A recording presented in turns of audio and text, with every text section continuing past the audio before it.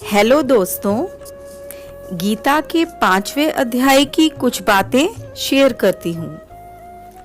यहाँ अर्जुन श्री कृष्ण से कहते हैं कि आप एक तरफ कर्म करते हुए संन्यास को श्रेष्ठ बताते हैं, वहीं दूसरी ओर कर्म करने को ही प्रशंसनीय बताते हैं। मेरे लिए इन दोनों में से कौन सी चीज ठीक है? श्री कृष्ण जवाब देते हैं कि कर्म संन्यास और कर्म योग दोनों ही कल्याणकारी हैं, पर जो आसान है वो कर्म योग है।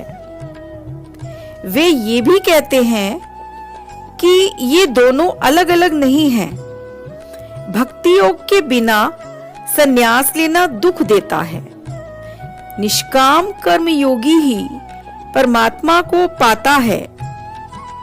चाहे हम सोएं, देखें, सुने, स्पर्श करें, भोजन करें, सांस लें, ये सभी हम खुद नहीं करते, बल्कि ईश्वर हमसे करवाता है।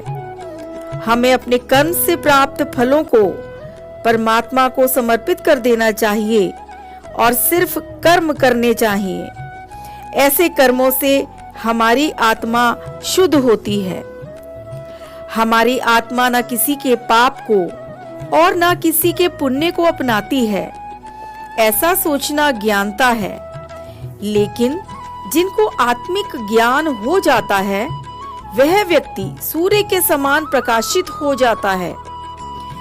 जिनका मन स्थिर है वे संसार में रहकर भी मुक्त हैं। जो कामनाओं और क्रोध को रोक लेते हैं, इस संसार में वही सुखी रहते हैं। श्री कृष्ण कहते हैं कि हमें ध्यान करना चाहिए। दोनों आंखों को माथे और नाक के बीच में केंद्रित करके हमें ध्यान करना चाहिए। रोज ऐसा करने से हम अपनी इंद्रियों पर विजय पा सकते हैं। ऐसा करने से हमें ईश्वर प्राप्ति हो सकती है। तो दोस्तों, आप भी ध्यान मार्ग का अनुसरण करना चाहोगे? कमेंट कीजिए। जय श्री राधे।